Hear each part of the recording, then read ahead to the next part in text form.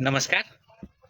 तपाईहरू भइरहेको मतगणनाको ताजा परिणाम हेर्नको लागि कहाँ जाने र कहाँबाट अथेन्टिक मत परिणाम हेर्न पाइन्छ, म त्योसँग सम्बन्धित भिडियो लिएर आएको छु। तपाईहरू यसरी एकचोटि हेर्नुहोस्, म तपाईलाई स्क्रिन रेकर्ड देखाउँछु। सबैभन्दा पहिले गुगल क्रोममा जानुहोस् र यहाँ इलेक्सन कमिसन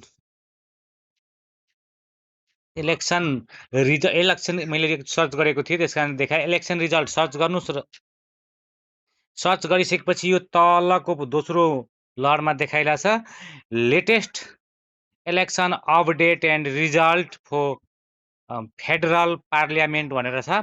यसलाई क्लिक गर्नुहोस्। यो खुलिसकेपछि तपाईँ कुन ठाउँको रिजल्ट हेर्न चाहनुहुन्छ?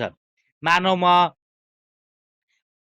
कोशी प्रदेशको हेर्छु, यहाँ कोशी प्रदेश सिलेक्ट गरेँ। त्यसपछि कुन जिल्लाको हेर्न चाहन्छु? म झापाको हेर्न चाहन्छु। झापाको फेरि कन्स्टिट्युसन नम्बर कति? 5 नम्बरको हेरेँ। त्यसपछि मैले यहाँ सर्च गरेँ भने क्लिक गरिसकेपछि सबभन्दा धेरै मत आउने माथि देखाइरहेको हुन्छ। जस्तै कि यसमा छ बालेन्द्र शाह राष्ट्रिय स्वतन्त्र पार्टी 5224 र यो 4006 मतले अगाडि देखाइरहेछ। दोस्रोमा छ केपी शर्मा ओली सिपिएन युएमएल 1248, यो 4006 मतले पछाडि परेको छ।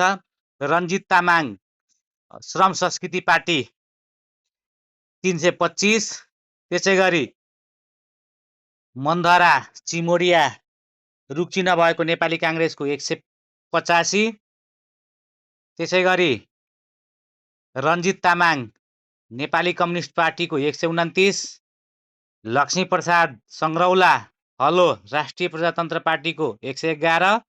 त्योभन्दा तल सबैको माइनसमा छ, कसैको भोट आएको छैन।